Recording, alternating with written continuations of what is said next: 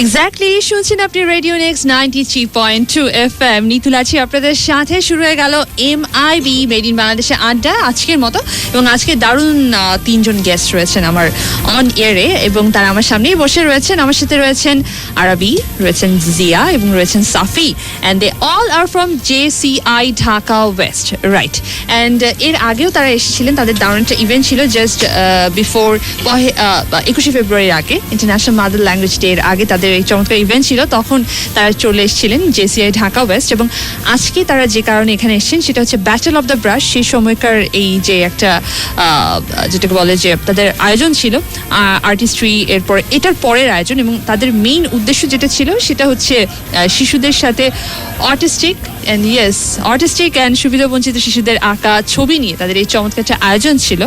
এবং সেই আয়োজনটার যে ফলো থ্রু সেটা নিয়ে কথা বলতে আজকে আমাদের সাথে রয়েছেন আমাদের গেস্টরা। তো তাদের কাছে চলে যাবো, ফার্স্টে জিয়া ভাইয়ের কাছে চলে যাবো। এবং আপনারা বুঝতে পারছেন আমাদের ইন হাউসে বেশ দারুণ কিছু অ্যাক্টিভিটিস হয়, সেটার অংশস্বরূপ আমার বাইরে আমার যারা সহকর্মী রয়েছে তারা অনেক ভালো নৃত্যশিল্পী, তারা নাচতে খুব ভালোবাসেন। তো তাই বাইরে সবাই নৃত্য উৎসব করছে আর আমার ভেতরে কথা বলছি। So welcome to radio next and made in Bangladesh. Zia ভাই কেমন আছেন আপনি? আপু ভালো আছি, ধন্যবাদ আজকে আমাদেরকে নিয়ে আসার জন্য। তো আজকে আমাদের আসার যে উদ্দেশ্য সেটা নিয়ে আজকে সাফি এবং আরবি বলবে। আমাদের হচ্ছে 7 তারিখে একটা ইভেন্ট আছে, সেটা হচ্ছে বিন্দু, একটি আর্ট এক্সিবিশন হবে। আমি যদি এর আগে বলি, আমরা 21 ফেব্রুয়ারির আগে 15 ফেব্রুয়ারিতে এসেছিলাম হচ্ছে আমাদের ব্যাটল অফ দ্য ব্রাশ নিয়ে কথা বলতে, যেখানে হচ্ছে প্রায় 530টি বাচ্চা অংশ নেয় 46টি স্কুল থেকে। এবং সেই ইভেন্টে সাধারণ বাচ্চার সাথে সুবিধাবঞ্চিত এবং অটিস্টিক, আমরা বলছি হচ্ছে স্পেশালি এবল, যাদের কিনা আরও অনেক ধরনের স্কিল আছে যেটা নিয়ে হয়তো আমরা জানি না, সেই স্কিলগুলোকে আমরা এক্সপ্লোর করার জন্য ব্যাটল অফ দ্য ব্রাশ ইভেন্টটা নামিয়েছিলাম। সেখানে গ্র্যান্ড ফাইনাল হওয়ার পর ব্যাটল অফ দ্য ব্রাশের অটিস্টিক বাচ্চা যারা অটিজম ওয়েলফেয়ার ফাউন্ডেশনের, তারা হচ্ছে একটা কালচারাল প্রোগ্রামও করেছিল। সেখানে তারা নেচেছে, গেয়েছে, এবং হচ্ছে তারা বিভিন্ন ধরনের পারফর্ম করে সাধারণ বাচ্চাদের দেখিয়েছে যে না, আমরাও অনেক কিছু পারি। এবং এরপর আমাদের যে ব্যাটল অফ দ্য ব্রাশ ইভেন্টটা, সেই ইভেন্টের টপিকগুলো ছিল হচ্ছে দেশ নিয়ে। ফাইনালের টপিক ছিল হচ্ছে আমার চোখে দেশ, আমার চোখে বাংলাদেশ, এবং প্রিলিমিনারি রাউন্ডের টপিক ছিল হচ্ছে ভাষা আন্দোলন নিয়ে আমার ভাষা। এবং এই দুটোর পিছনেই কারণ হচ্ছে যে আমরা যখন সার্ভে করি ইভেন্টটা করার আগে, তখন দেখেছিলাম যে সাধারণ বাচ্চাদের অনেকের মাঝখানে যে সাধারণ জ্ঞানের অনেক অভাব, তারা তাদের দেশ এবং তাদের সংস্কৃতি নিয়ে অনেক কিছু জানে না। তো আমাদের যে ভাষা আন্দোলন, অনেক রক্তে অর্জিত আমাদের ভাষা, সেটা নিয়েও অনেকের মধ্যে হচ্ছে জ্ঞানের অভাব। তো আমরা চেষ্টা করেছি আমাদের ইভেন্টের মাধ্যমে এই নলেজটাও ওদের মধ্যে দিয়ে দেওয়া, যে কি হয়েছিল এই দিনে 21শে ফেব্রুয়ারিতে। এই কারণে আমরা ওটা ফেব্রুয়ারি মাসে করেছিলাম। এবং তারপরে আমরা আমাদের দেশকে নিয়ে করেছিলাম, কারণ হচ্ছে যাতে দেশ নিয়ে তাদের কি ভাবনা, তারা কি দেখছে, তারা কি ভাবছে, সেটা যাতে ফুটে ওঠে। এই কারণে হচ্ছে আমরা এই ব্যাটল অফ দ্য ব্রাশটা আয়োজন করেছিলাম, এবং এটা বেশ সাকসেসফুল হয়েছিল, অনেক হিট হয়েছিল। এবং ধন্যবাদ রেডিও নেক্সটকে তখন আমাদেরকে সাহায্য করার জন্য। এবং এরপরে আমরা আরও একটা ইভেন্ট করেছিলাম, সেটা হচ্ছে আর্টিস্ট্রি। সেটা নিয়ে আমার মনে হয় যদি সাফি কিছু বলে। সেই ইভেন্টে আমাদের আর্টিস্টদের পার্টনার ছিল উন্মাদ এবং কার্টুন পিপল। সাফি যদি একটু ভালো বলতে পারে। ওকে, আমরা সাফির কাছে চলে যাব। থ্যাঙ্কস নিতুল আপু। আর্টিস্ট্রি প্রজেক্টটা যেটা ছিল, এটা আমাদের এমব্রেস দ্য ডিফারেন্সের আন্ডারে second project, second event actually বলি যদি, ব্যাটল অফ দ্য ব্রাশ, তারপরে আর্টিস্ট্রি।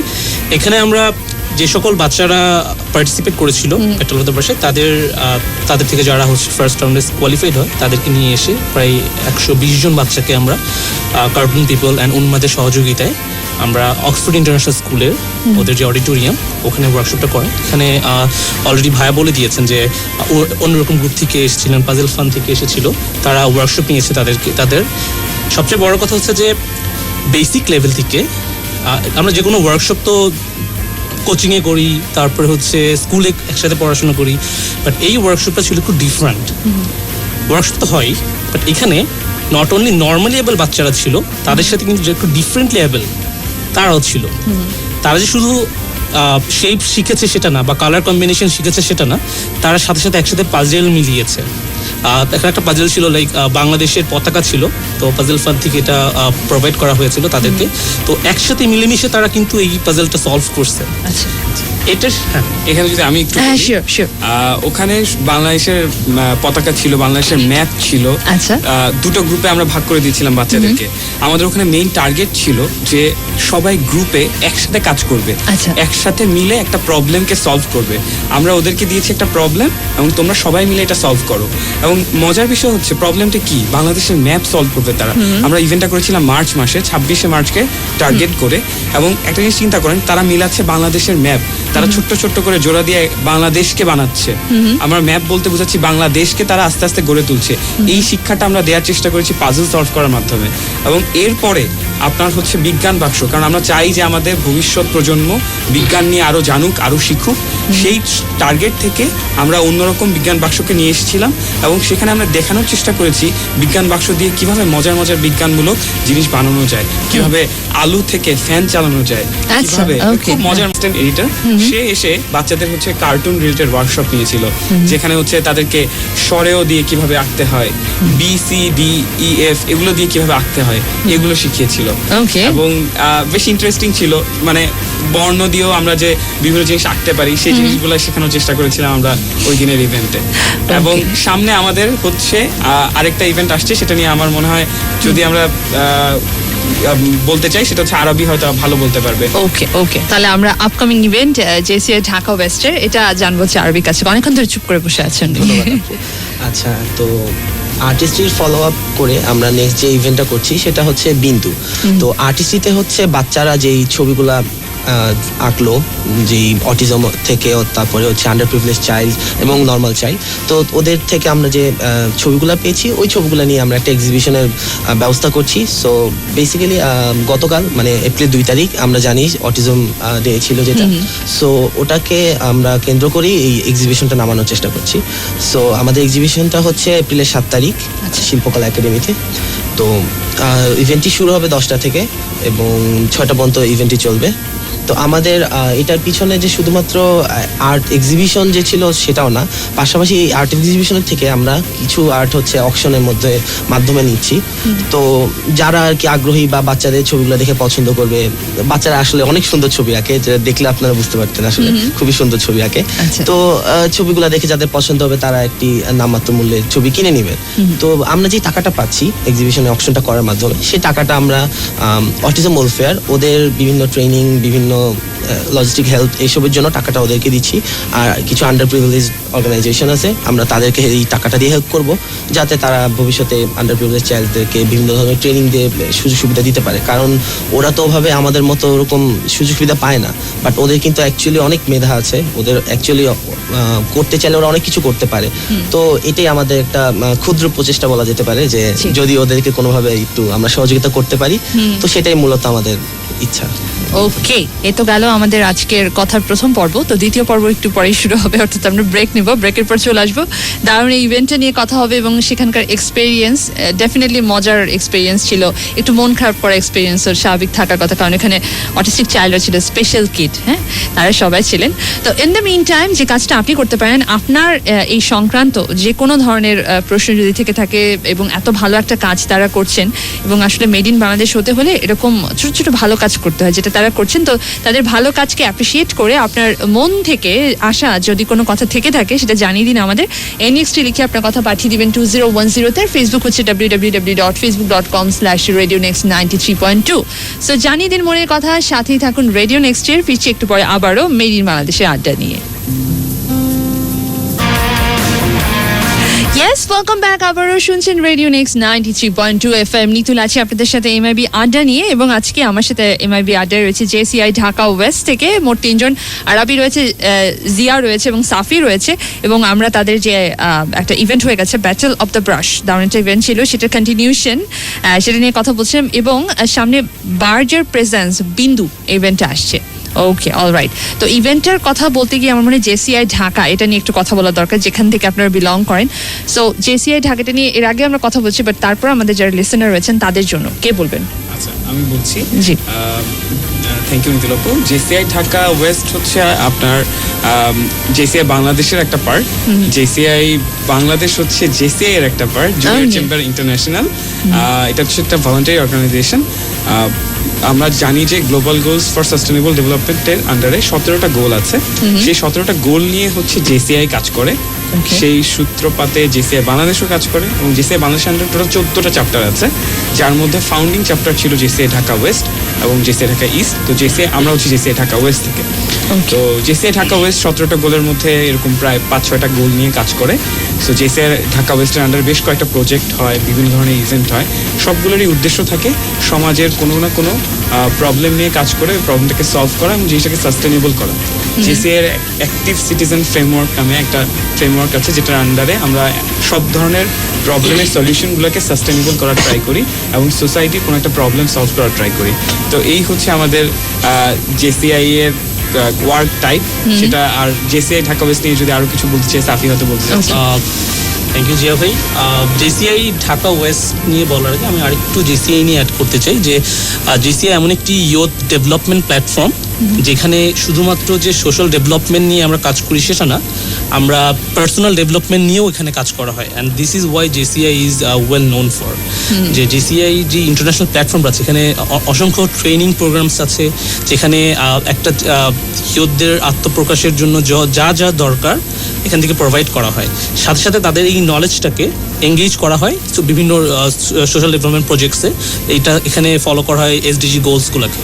তো এরকম যদি জেসিআই ঢাকা ওয়েস্টের গোলসগুলো নিয়ে যদি ভাইয়া যেটা বললো যে অনেকগুলো গোলস নিয়ে আমরা কাজ করি, যেমন আমাদের খুব রিসেন্টলি হয়ে গেল একটা প্রজেক্ট আমাদের যে প্রজেক্ট স্টেপসের আন্ডারে আমরা প্রথম with the very first organisation যারা পেটসের পারফরমেন্স ইনহ্যান্সিং ডিবেট, তাদের সাথে মিলে আমরা কক্সবাজারের প্রথম ব্রিটিশ পার্লামেন্টারি ডিবেট করি, ইংলিশ ডিবেটটা। অ্যান্ড এর আগে কক্সবাজারে ইংলিশ ডিবেটের এত বড় ন্যাশনাল প্ল্যাটফর্মে এই আকারে হয় নাই। We are the very first organisation যারা ডিবেটটাকে, ইংলিশ ডিবেটটাকে ওখানে নিয়ে যাচ্ছি।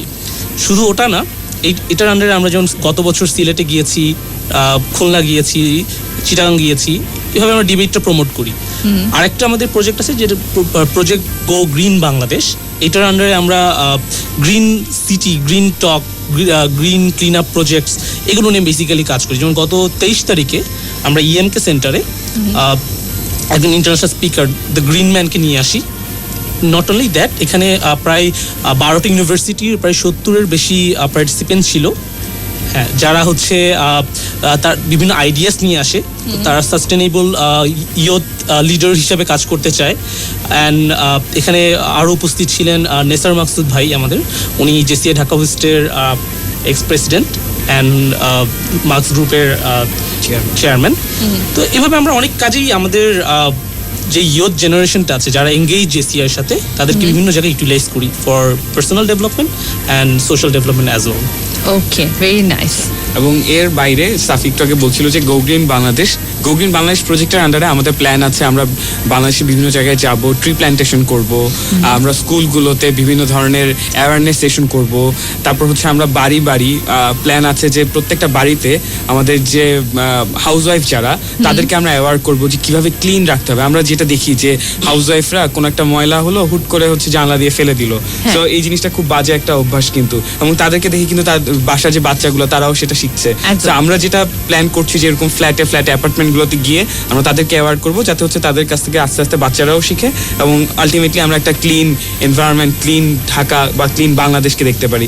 সো গো গ্রিন বাংলাদেশের আন্ডারে আসলে অনেক কিছুই আছে এবং এর একটা পার্ট হিসেবে আমরা গ্রিন ম্যানকে এনেছিলাম। এবং সেকেন্ডারি আরেকটা ইভেন্ট ছিল, আমরা 26শে মার্চ করেছিলাম যে আমরা স্বাধীন দেশে আছি, এবার আমরা আমাদের যে Cox's Bazar largest sea beach in the world, আমরা সেটাকে ময়লা থেকে স্বাধীন করব। আমরা ওখানে কোনো ময়লা রাখতে দিব না। এবং এই টার্গেট থেকে আমরা লাবণী বিচে গিয়েছিলাম এবং লাবণী বিচটাতে আমরা হচ্ছে সি বিচটাকে ক্লিন করেছিলাম। এবং ক্লিন করার পর আমরা মানুষ ওখানে যারা ছিল তাদেরকে আমরা অ্যাভয়েড করেছি যে কোথায় ময়লা ফেলতে হবে, সেই জিনিসটা আমরা তাদেরকে ট্রেন করেছি। বিভিন্ন জায়গায় ডাস্টবিন রাখা আছে, ওখানে ময়লা ফেলতে হবে। এবং সি বিচে ময়লা ফেললে যে আমাদের সামুদ্রিক যে প্রাণীগুলো সেগুলোর ক্ষতি হবে, আমাদের এনভায়রনমেন্টের জন্য হার্মফুল, সেই জিনিসগুলো নিয়ে আমরা তাদেরকে অ্যাওয়ার করার চেষ্টা করেছি। এবং এটা নিয়ে আমাদের আপডেটগুলো আমাদের ফেসবুক পেজেও শেয়ার করা হয়েছে, প্লাস হচ্ছে যে ডিবেট টুর্নামেন্ট সেটারও আপডেট আমাদের ফেসবুক পেজে আছে। আর এছাড়া আমরা হচ্ছে সামনেও আরো বিভিন্ন ধরনের কাজ করব। আমরা প্ল্যান করছি যে সামনে একটা স্কুলে হচ্ছে আমরা হয়তো লাইব্রেরি করে দিব এবং তাদের মাঝখানে আমরা একটা রিডিং কম্পিটিশন করাবো, যাতে হচ্ছে এই বইগুলোর সাথে আমরা দিয়ে দিলাম, জাস্ট ওটা কিভাবে থাকলো সেটা যাতে ওভাবে পড়ে না থাকে, তারা যে নিয়মিত যাতে পড়ে সেটার জন্য আমরা একটা রিডিং কম্পিটিশন করবো। এভাবে আস্তে আস্তে আমরা হচ্ছে গিয়ে আমাদের ম্যাক্সিমাম কাজগুলো থাকে হচ্ছে গিয়ে তরুণ, কিশোর, শিশু ওদেরকে নিয়ে, কারণ ওরা যখন ডেভেলপড হবে আস্তে আস্তে আমাদের নেশনটাও ডেভেলপড হবে। সো ওই টার্গেট থেকে আসলে আমাদের সব ধরনের কাজগুলো হচ্ছে প্ল্যান করা হয়। আর আমি তো বললামই এগুলো নিয়ে, সাফি হয়তো এখন আরো কিছু বলবে। জিয়া ভাইয়ের কাছ থেকে আমি আর একটু যদি জেসিআই কে রিলেট করতে চাই, যে এই যতগুলো প্রজেক্টের কথা বলা হলো, তো এই প্রজেক্টগুলো কিন্তু লিড দিচ্ছে আমাদের মতোই ইয়ুথরা, জেসিআই যারা ইনভলভ। এই জেসিআই মেইনলি 18 থেকে 40 বছর যারা, তাদেরকে নিয়ে কাজ করে। এটার টাইম ফ্রেমটা হচ্ছে 18 থেকে 40 বছর পর্যন্ত যে কেউ এখানে অ্যাজ এ মেম্বার জয়েন করতে পারে।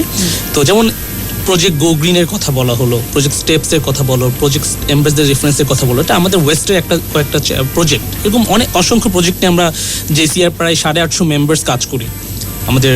সো কেউ যদি এখানে আমাদের সাথে একই কাতারে দাঁড়িয়ে কাজ করতে চায়, তার মধ্যে যদি লিডারশিপ ডেভেলপ করতে চায়, তো অবশ্যই জেসিআর প্ল্যাটফর্ম সবার জন্য ওপেন, যারা 18 থেকে অবশ্যই 40 বছর পর্যন্ত। আমাদের ফেসবুক পেজ আছে, জেসিআই ঢাকা ওয়েস্ট লিখে সার্চ দিলে হয়ে যাবে, জেসিআই বাংলাদেশ লিখে সার্চ দিলে হয়ে যাবে। প্লাস আমাদের একটা ইন্টারন্যাশনাল ওয়েবসাইটও আছে, jci.cc। Not only that, JCI বাংলাদেশেরও একটা ওয়েবসাইট আছে, jci.bangladesh.org। তো এইসব প্ল্যাটফর্মের থ্রুতে 18 থেকে 40 বছর পর্যন্ত যে কোনো তরুণ কিংবা তরুণী আমাদের জেসিআই প্ল্যাটফর্মে যুক্ত হতে পারে। সো আমি রেডিও নেক্সটকে অসংখ্য থ্যাঙ্কস দিব যে আমাদের এই জেসিআই এর যে মেসেজটা সবাইকে রিচ করে দেওয়ার জন্য। Okay, thank you so much. আরবির কাছে চলে যাবো, অনেকক্ষণ ধরে বসে আছে। যে ইভেন্টটা অর্গানাইজ আপনারা করলেন, এই যে ব্যাটল অফ দ্য ব্রাশ, তারপরে কন্টিনিউশন, তো এটার দারুণ কোনো একটা এক্সপেরিয়েন্স এবং এটার সাথে কাজ করার আপনার এক্সপেরিয়েন্সটা যদি শেয়ার করতেন। আচ্ছা, ঠিক আছে। সো বেসিক্যালি আমরা তো এটার আন্ডারে 2টা ইভেন্ট অলরেডি করে ফেলেছি, আর নেক্সট আরেকটা করতে যাচ্ছি, যেটা হচ্ছে বিন্দু আর্ট এক্সিবিশন। তো হ্যাঁ, ইভেন্ট করার সময় অ্যাকচুয়ালি অনেক এক্সপিরিয়েন্সই থাকে, মজার থাকে, আবার অনেক মানে অনেক কষ্ট করে করতে হয় আমাদের, অনেক অবস্টাকলস থাকে, ওগুলা করতে হয়। তো মজার এক্সপিরিয়েন্স বলতে গেলে আমি হয়তো বলবো যে আমরা এমব্রেস দ্য ডিফারেন্সের যে ফার্স্ট যেটা হয়েছিল আর্ট কম্পিটিশন নিয়ে, সেটা নিয়ে কিছু বলতে পারি। তো ওটাতে হচ্ছে আমাদের অলমোস্ট 500-এর উপরে চিলড্রেনরা হচ্ছে ওটাতে পার্টিসিপেট করে।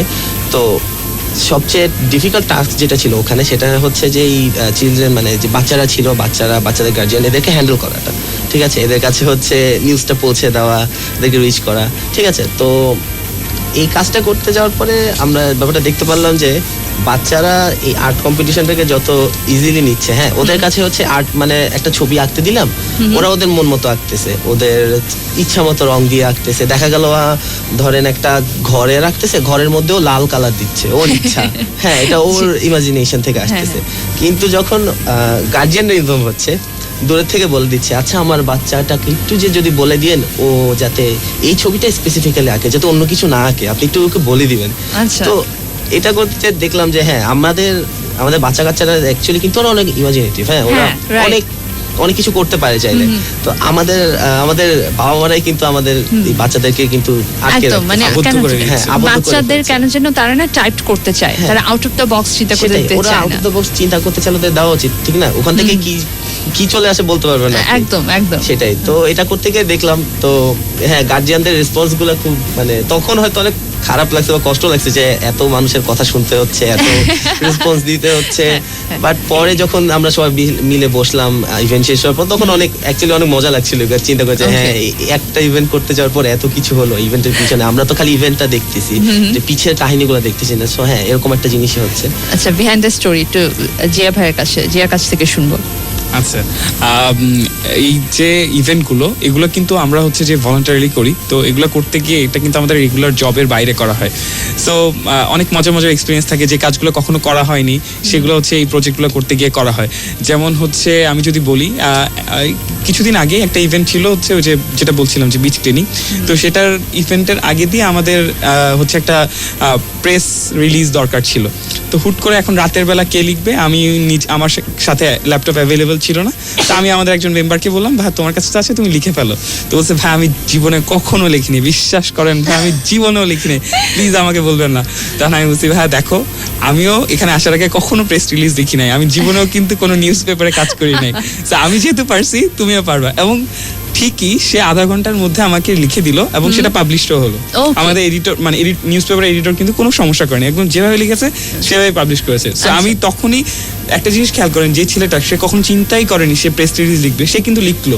এখান থেকে কিন্তু একটা ছেলের ডেভেলপমেন্ট হলো, কারণ হচ্ছে গিয়ে সে কখনো ভাবেনি সে লিখতে পারে, সে কিন্তু আধা ঘন্টায় ঠিকই লিখলো। সেম ভাবে আমরা যে ইভেন্ট করতে যাই, আমরা প্ল্যান করি, সবকিছুকে অপটিমাইজ করার ট্রাই করি। সাপোজ হচ্ছে এই যে আমাদের যে আর্ট এক্সিবিশনটা হবে, আমরা প্রথমে ভাবছিলাম যে সবগুলো ছবিকে বাধাই করব। ওকে, ওটা চিন্তা করতে গিয়ে দেখলাম যে আচ্ছা অনেক তো খরচ পড়ে যাচ্ছে, হুট করে আমার পক্ষে এত খরচ অ্যাফোর্ড করা পসিবল না। পরে আমরা চিন্তা করলাম যে আমরা 16 মধ্যে হচ্ছে ছবিগুলোকে লাগাবো। পরে আরো চিন্তা করে দেখলাম আচ্ছা 16তেও তো আরো বেশি খরচ পড়ে, আমরা আরো চিপার অপশনে যেতে পারি, যে আমরা যদি বোর্ড ভাড়া নিই, বোর্ডের মধ্যে যদি আমরা ওগুলোকে পিন দিয়ে লাগাই তাহলে খরচ আরো কমে যাবে। তো এইভাবে আমরা আস্তে আস্তে এই জিনিসগুলো কিন্তু আমরা যদি নর্মাল জবে থাকতাম, মানে নর্মাল জবে থেকে কিন্তু এগুলো শেখার অপরচুনিটি নাই। আমরা জেসিআই করতে গিয়ে, ইভেন্টগুলো নামাতে গিয়ে, প্রজেক্টগুলো নামাতে গিয়েই কিন্তু এগুলো আমরা শিখছি। এবং এই জিনিসগুলো কিন্তু সবার ডেভেলপমেন্টের জন্য খুবই গুরুত্বপূর্ণ। এবং আমি মনে করি যে শুধু এগুলো না, আরো অনেক ধরনের আমাদের জেসিআইতে রিসেন্টলি জেসিআই বাংলাদেশ অর্গানাইজ করলো হচ্ছে ডিবেটিং চ্যাম্পিয়নশিপ, এবং জেসিআই বাংলাদেশের পাবলিক স্পিকিং চ্যাম্পিয়নশিপের ফাইনাল হবে 7 তারিখে। তো প্রিলিমিনারি রাউন্ড হয়ে গিয়েছে কিছুদিন আগে। তো এই ইভেন্টগুলোতেও কিন্তু চিন্তা করেন যে আমাদের সবার ডেভেলপমেন্ট হচ্ছে। যেই ছেলে কোনোদিন হচ্ছে পাবলিক স্পিকিংয়ে পার্টিসিপেট করেনি, সে হচ্ছে এসে পার্টিসিপেট করছে এবং বলছে, এবং সে জানছে যে কিভাবে পাবলিক স্পিকিং করতে হয়, কিভাবে বললে হচ্ছে গিয়ে আরো বেশি পয়েন্ট পাওয়া যায়। সেম ভাবে ডিবেটের রুলগুলো জানছে, ও আচ্ছা আমার এভাবে এটা বললে এটার বিপরীতে এটা বলতে হবে। সাধারণ মানুষজন কিন্তু এগুলো বলতে ভয় পায়, তাদের মধ্যে একটা ফিয়ার কাজ করে। সেই জিনিসগুলোকে কিন্তু আমরা ভেঙে দিয়ে এই সাধারণ মানুষগুলোকেই নিয়ে আসছি, তাদেরকে দিয়েই পাবলিক স্পিকিং করাচ্ছি, ডিবেট চ্যাম্পিয়নশিপ করাচ্ছি। তো এর মাধ্যমে কিন্তু সবার স্কিল ডেভেলপড হচ্ছে। তো আমরা এভাবে শুধু সোশ্যাল ডেভেলপমেন্ট না, প্রত্যেকটা মেম্বারের পার্সোনাল ডেভেলপমেন্টেও হচ্ছে প্রচুর কাজ করি। সো এই হচ্ছে আর কি আমাদের পক্ষ থেকে আপডেট। এছাড়া বিন্দু নিয়ে হয়তো আরবের কিছু বলার ছিল আমাদের নেক্সট ইভেন্ট। জি আচ্ছা, তো বিন্দু নিয়ে যেটা বলতে চাচ্ছিলাম সেটা হচ্ছে আমাদের এটা তো 7 তারিখ হচ্ছে। তো শ্রোতা বন্ধুদের যদি একটু জানানো যায় সেটা নিয়ে। আমাদের ইভেন্টটি শুরু হচ্ছে সকাল 10টা থেকে 6টা পর্যন্ত চলবে। আমাদের ওয়ার্ল্ড ভিপি সেইতোসান উনি হচ্ছেন এটা ভিজিট করতে আসবেন। তো ইনঅগ্রেশন প্রোগ্রামটা উনি করছেন ইভেন্টটার। পাশাপাশি বিভিন্ন মানুষরা এখান থেকে আসতেছে। আর এটা হচ্ছে শিল্পকলা একাডেমিতে অনুষ্ঠিত হচ্ছে। তো আমরা সবাইকে আমন্ত্রণ জানাচ্ছি যাতে এই এক্সিবিশনটা দেখতে আসে, আমাদেরকে সাপোর্ট করে। আর বাচ্চাদের আঁকা ছবি, তো আমি আশা করব যে সবাই এটা দেখে অনেক আনন্দ পাবে। অবশ্যই অবশ্যই, খুব দারুণ একটা ইভেন্ট। এটা সাফির কাছে চলে যাব।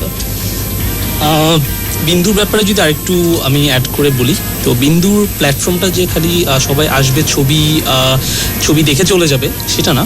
সো এটা যদি আমাদের স্টোরিটা যদি শুধু এটুকুই হতো, হয়তো বা অনেক মানুষের আমরা রেসপন্স পেতাম না। বাট বিন্দুর প্রতিটি ছবি একটি স্টোরি। অ্যান্ড এখানে স্টোরিগুলো নট অনলি যে নর্মালি এবল বাচ্চারা তুলে ধরছে এটা না, এই স্টোরিগুলোর মধ্যে খুঁজে পাওয়া যাবে একটা অটিস্টিক ছেলের স্টোরিটা পাওয়া যাবে এখানে। সো আমি অবশ্যই সবাইকে বলবো, যারা এখন হয়তো বা শুনছেন বা যারা শুনছেন হয়তো বা শুনছেন না, সবার কাছে এই মেসেজটা পৌঁছে দিতে যাবো, তারা যেন একটি বারের জন্য হলেও আসেন এবং দেখুক এই বাচ্চাগুলো কি বলতে চায় তাদের ছবির মাধ্যমে। অ্যান্ড আমাদের উদ্দেশ্যই এটি যে সবাইকে সবার মনের কথাটাও তুলে ধরা, অ্যান্ড তাদেরকে একটু সুযোগ দেওয়া তাদেরকে তুলে ধরার জন্য। Okay, thank you so much JCI west. And few last word জিয়ার কাছে চলে যাব। আচ্ছা, আর একটা মজার এক্সপেরিয়েন্স আমি একটু বলতে চাই। যে কিছুদিন আগে সাফি বলছিল যে একটা ডিবেট টুর্নামেন্ট হয়েছে কক্সবাজার, প্রথমবারের মতো ব্রিটিশ পার্লামেন্টের ডিবেট কক্সবাজারে। সেই ডিবেটে নোভিস ক্যাটাগরিতে চ্যাম্পিয়ন হয়েছিল একটা অন্ধ ছেলে। আচ্ছা, এবং সে কিন্তু একেবারেই দেখতে পায় না, ব্রেইলের মাধ্যমে সে হচ্ছে সবকিছু শিখে, এবং সে হচ্ছে ডিবেট করেছে, সে নোভিস ক্যাটাগরিতে চ্যাম্পিয়ন হচ্ছে। একটু যদি আমরা চিন্তা করি, সে কিন্তু কখনোই অপরচুনিটি পেত না। সে হচ্ছে চিটাগং ডিভিশনের একটা ছেলে, তার কাছে কখনো ইংলিশ ডিবেট যেত না, সেই জিনিসটাকে আমরা নিয়ে গিয়েছি এবং তাকে এই অপরচুনিটি দিয়েছি। আমরা কি করেছিলাম, সাধারণ একটা ক্যাটাগরি ছিল, কারণ ওখানে যদি আমরা শুধু স্কিলদেরকে অপরচুনিটি দিই তারাই তো চ্যাম্পিয়ন রানার আপ হয়ে ফিরে আসবে। তাই যারা নতুন করে আসলো তাদের জন্য আমরা একটা নোভিস ক্যাটাগরি রেখেছিলাম এবং সেখান থেকে কিন্তু সেই ছেলেটা উঠে এসেছে।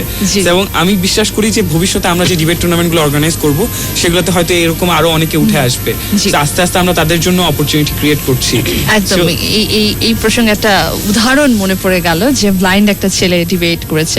আপনাদের মধ্যে অনেকে হয়তো জানেন না, বিটোফেন ওয়ার্ল্ডের যাকে বলা হয়ে থাকে বিয়ন্ড দ্য লেভেলের মিউজিশিয়ান যিনি ছিলেন, এবং আজ পর্যন্ত যতগুলো কর্ডিং করা হয়েছে মডার্ন মিউজিকের সেই কর্ডগুলো বিটোফেনের কর্ড থেকে আনা।